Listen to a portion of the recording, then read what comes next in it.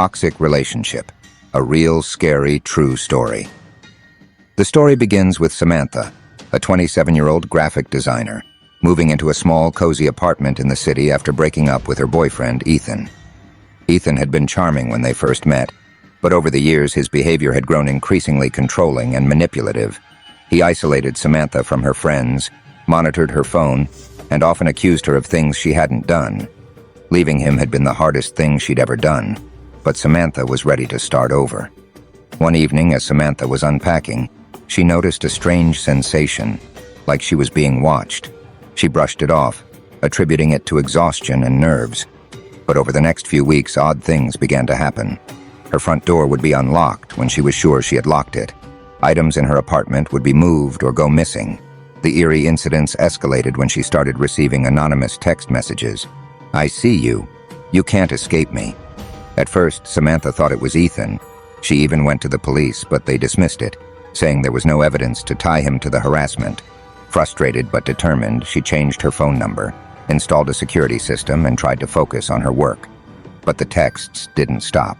One night, she woke up to find her phone vibrating on the nightstand. A video message had come through. When she opened it, her blood ran cold. It was a video of her sleeping, filmed from the foot of her bed. Panicked, Samantha checked her apartment but found nothing out of place. The locks were intact, and the security system showed no signs of a breach. Yet the video was undeniable proof that someone had been inside her home. Terrified, she contacted a private investigator, Mark, who installed hidden cameras around her apartment. Days turned into weeks, and nothing happened. Samantha began to feel like she was losing her mind, until the night she heard footsteps. It was 2:47 a.m. when the sound of creaking floorboards woke her. Frozen with fear, Samantha stayed in bed, clutching her phone, ready to call for help. The footsteps stopped outside her bedroom door. Slowly, the door handle turned, but the door didn't open. It was locked. Suddenly, the sound of Mark's voice blared through the security system. "Get out of the house now!" Samantha bolted from the apartment and met Mark outside. He showed her the footage from the hidden cameras. The video revealed a horrifying truth. Ethan had been living in the crawl space above her apartment. He had been sneaking in through the attic access when she wasn't home, watching her, moving her things, and leaving the terrifying messages. The police were called, and Ethan was arrested. But the trauma of the experience lingered. Samantha moved again, this time to a new city, far from the haunting memories. The story ends with Samantha finally reclaiming her life, but the scars of her toxic relationship and the horror it brought will never fully fade. Toxic Relationship. The Haunting Continues, Part 2. Samantha had hoped the nightmare ended with Ethan's arrest. After relocating to a new city and starting therapy, she began piecing her life back together. But some scars ran deeper than she realized. Nightmares of Ethan lurking in the shadows haunted her sleep. Her therapist assured her it was a natural response to trauma, and Samantha clung to the hope that time would heal her wounds. For a while, life seemed normal. Samantha found a new job at a marketing firm and even started making friends. She met Leah, a warm and empathetic co-worker who became her closest confidant. Samantha told Leah everything about Ethan, her ordeal, and the creeping fear that he might still be out there. Leah was supportive, always checking in on Samantha and encouraging her to embrace her newfound independence. With Leah's help, Samantha started going out again, movies, dinners, even the occasional date. But as Samantha began to rebuild her life, strange things started happening once more. One evening, Samantha returned home to find a single rose on her doorstep. At first, she thought it might be from Matt, a man she'd recently started dating. But when she asked him about it, he denied leaving it. The gesture, once sweet in her mind, now felt sinister. Then came the calls. Late at night, her phone would ring, and when she answered, there would be silence on the other end. It was subtle at first, once or twice a week, but soon it became a nightly occurrence. "It's just a prank," Leah said. "Block the number." Samantha did, but the calls continued from different numbers. She started to feel the familiar paranoia creeping back in.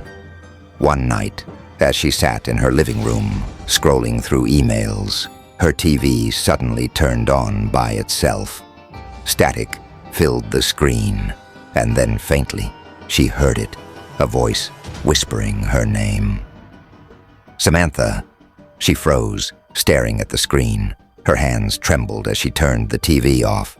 She convinced herself it was a glitch, but deep down, she felt Ethan's presence.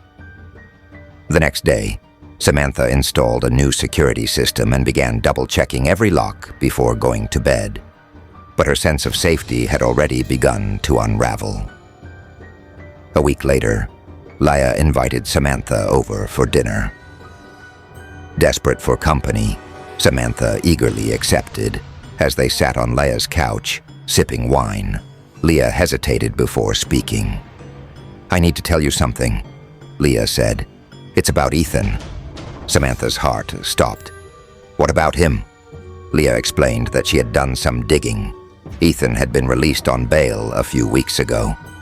Samantha's stomach churned. "Why didn't anyone tell me?" she demanded. "I didn't want to scare you," Leia said, "but now I'm not so sure. I think he's been watching you again." Leia pulled out her phone and showed Samantha a photo.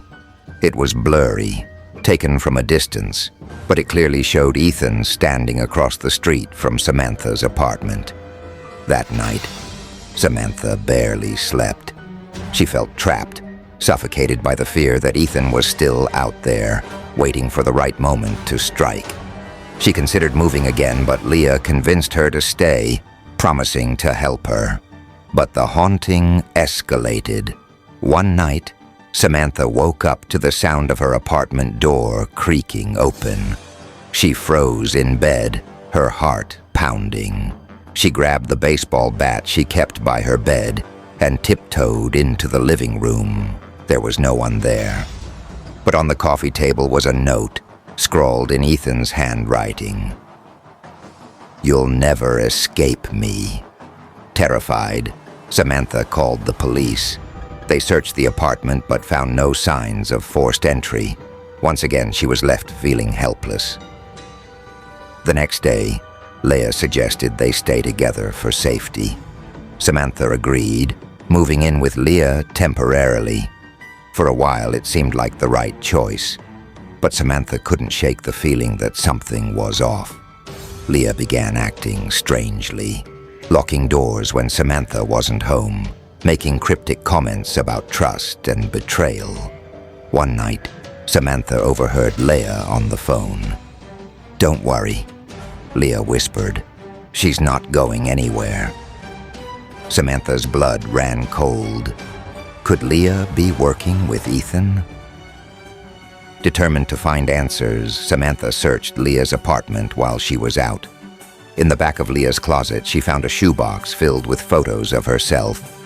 Photos she didn't know had been taken. There were also notes in Ethan's handwriting, detailing Samantha's routines, her favorite places, and even her new passwords. Leia wasn't her friend. She was Ethan's accomplice. Oh. The story ends with Samantha escaping Leia's apartment, her trust shattered, and her life once again plunged into darkness. She realizes that her battle isn't just against Ethan. It's against anyone willing to help him keep her trapped in his web of control. Toxic Relationship, The Final Stand, Part 3. Samantha sprinted through the cold, dark streets, her breath visible in the night air. She clutched her phone, trembling as she dialed the police. Her voice cracked as she explained the situation, pleading for them to hurry. She knew she couldn't go back to Leia's apartment, and her own wasn't safe. She needed a plan, somewhere to go, someone she could trust. She called Mark, the private investigator who had helped her before. "Meet me at my office," he said, his voice calm but urgent. "We'll figure this out." When Samantha arrived, Mark was already there, poring over files and surveillance footage. She told him everything: Leah's betrayal, the photos, and the notes. Mark's expression darkened. "This isn't just stalking anymore," he said. "This is a coordinated attack. Ethan's not working alone, and Leah might not be the only one helping him." Mark suggested they stay at a motel for the night, while he made arrangements for a safe house. He also reached out to his contacts in law enforcement, pushing them to take the case seriously. That night, Samantha barely slept. Every creak of the floorboards, every gust of wind against the window made her jump. Mark sat by the door, a gun in his lap, keeping watch. At 3 a.m., Samantha's phone buzzed. She hesitated before looking at the screen. It was another text, this time with a video attached. She pressed play. The video showed her, sitting in the motel room, staring at her phone. It was being filmed right now. "They're here," she whispered, her voice shaking. Mark grabbed his gun and moved to the window. Outside, the parking lot was eerily empty, but he could feel the tension in the air. Suddenly, the power went out, plunging the room into darkness. "Stay behind me," Mark said, positioning himself between Samantha and the door. Moments later, there was a loud bang on the door. Mark aimed his gun, ready to defend them. "Who's there?" he shouted. No answer. Another bang, louder this time. The door shook under the force. Samantha backed into the corner, clutching a lamp as a makeshift weapon. Suddenly, the banging stopped. The silence was deafening. Mark gestured for Samantha to stay put as he moved toward the door. He flung it open, gun raised, but the hallway was empty, or so it seemed. From the shadows, a figure lunged at Mark. It was Ethan. They struggled, the gun clattering to the floor. Samantha screamed, grabbing the lamp and smashing it over Ethan's head. He stumbled, giving Mark enough time to pin him down. "Call the police!" Mark yelled. Samantha fumbled with her phone, her hands shaking. But before she could dial, another figure emerged from the shadows. It was Leah. She had a knife, her eyes wild with rage. "You ruined everything," Leah screamed, charging at Samantha. Samantha ducked, grabbing a chair and using it to shield herself. Mark, still wrestling with Ethan, couldn't help her. It was up to Samantha to defend herself. Leah slashed wildly, the knife narrowly missing Samantha's face. Summoning all her strength, Samantha kicked Leah in the stomach, sending her crashing into the wall. The knife skidded across the floor. Samantha grabbed it. Her hands trembled as she pointed it at Leah, who now lay dazed on the ground. The sound of sirens filled the air. Within moments, the police burst into the room, arresting Ethan and Leah. Samantha collapsed onto the floor, tears streaming down her face. It was finally over.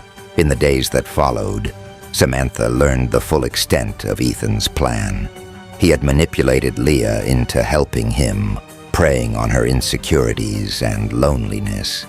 Together, they had orchestrated a campaign of terror to break Samantha's spirit and force her back into his control. But Samantha had fought back. With Ethan and Leah behind bars, Samantha finally began to feel a sense of peace. She moved again, this time to a city where no one knew her name. She joined a support group for survivors of abuse and began sharing her story, helping others recognize the signs of toxic relationships and the importance of standing up for themselves. Though the scars of her ordeal would never fully fade, Samantha knew one thing for certain. She was a survivor,